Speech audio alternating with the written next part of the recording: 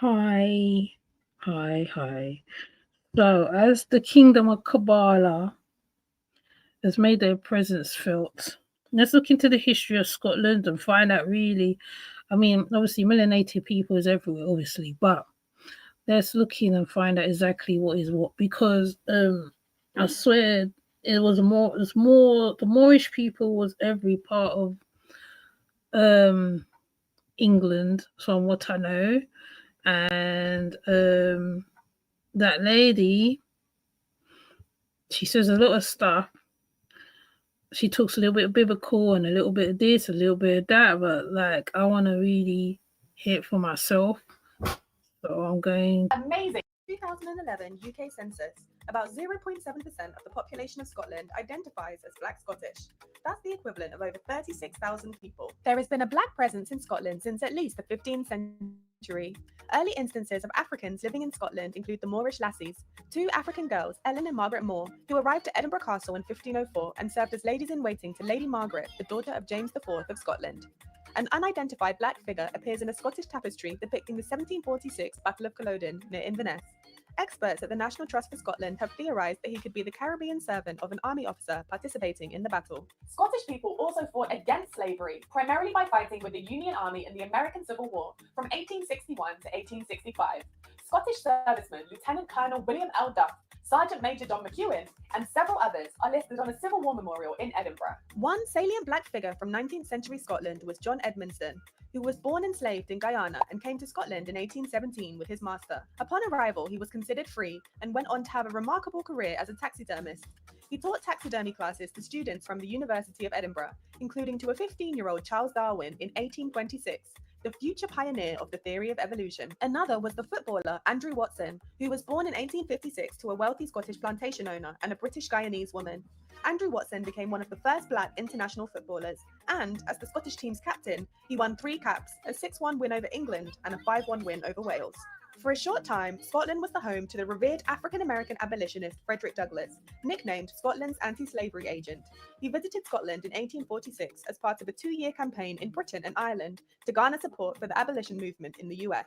Nowadays, there is also a plaque at 33 Gilmore Place in Edinburgh, where Frederick Douglass stayed, making him the first Black recipient of Historic Environment Scotland's commemorative plaque scheme. Although Black History Month has been celebrated in October in the UK since 1987, in 2001, the Coalition for Racial Equality and Rights has coordinated a Scottish Black History Month. This provides an opportunity to shine a dedicated spotlight on Black and Afro-descendant individuals who have contributed to Scotland's history. In 2020, the Black Lives Matter Scotland team organised a peaceful protest at St Andrew's Square in Edinburgh. At the time, a number of statues of public figures were identified as having connections to the transatlantic slave trade.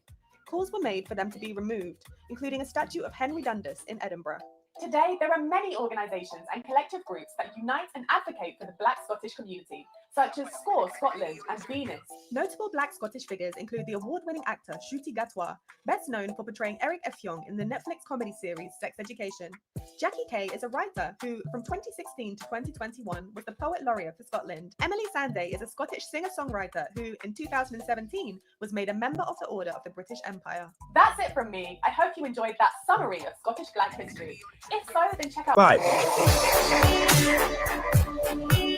Existed in parts of the world that you did not expect, okay? Namely, Scotland, guys. Yes, I'm going to put to you from this book, very old book called Ancient and Modern Britons, a retrospective, volume 1, that was published in the year 1884. Very old book, look at it right there, 1884. I'm going to prove to you from this book of the existence of Black nobility in Europe. So let's check it out. All right, guys.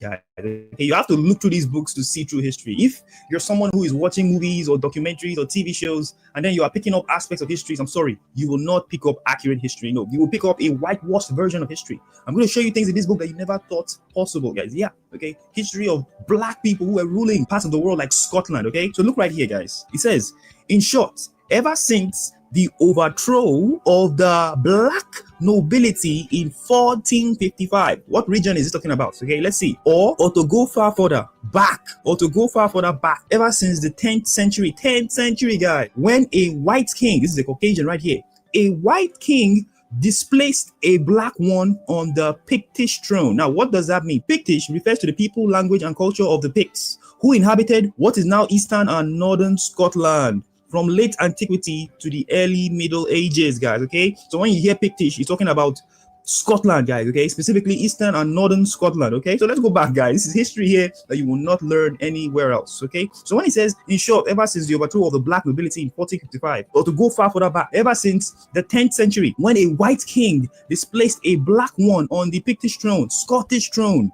those Moors who refused to accept the laws of the new civilization and who refrained from mixing their blood with that of the white races had been sinking lower and lower in the social scale until the 16th century.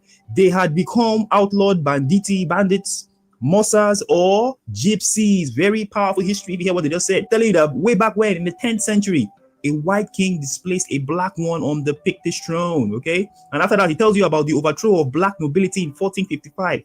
These are all taking place in Europe and Scotland, guys. Very, very important stuff that you understand that history has been hidden, because this stuff I just showed you here, you will never see it in any movie, guys. You never see it in any TV show. They don't teach you this stuff in school because they don't want you to know about the black nobility that were in all these places. Okay, and even after the white king displaced the black ones on the Pictish thrones, look at what he calls the black Scottish people. He calls them what? Moors. Those Moors who refused to accept the laws of the new white civilization, who refrained from mixing their blood with that of the white races. They were sinking lower and lower in the social scale, guys, until they became bandits, outlawed bandits, or gypsies. Okay, telling you that the gypsies are what? Are Moors. These are all Negroes, guys. If you don't know what a Moor is a Negro. Very important that you understand. And these black nobility we're reading about here in Europe. To look at some of the history, though that is very brief. I think the first one was good, and the second one shows actual paper work to the nobles of Scotland.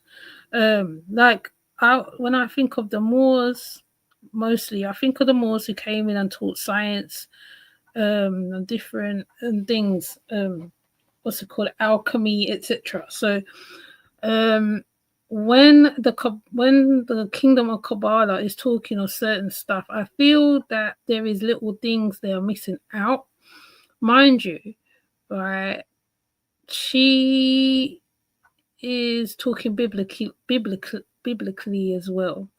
So when she talks about certain stuff, so I just thought I'd take a look at a little bit of something. I know it's a quick video. It's not even all that detailed, but it's good to know a few things on what it is. I mean, when I'm not online, I know I'm going to look into more stuff, obviously, but just to put it on as part of their thing, because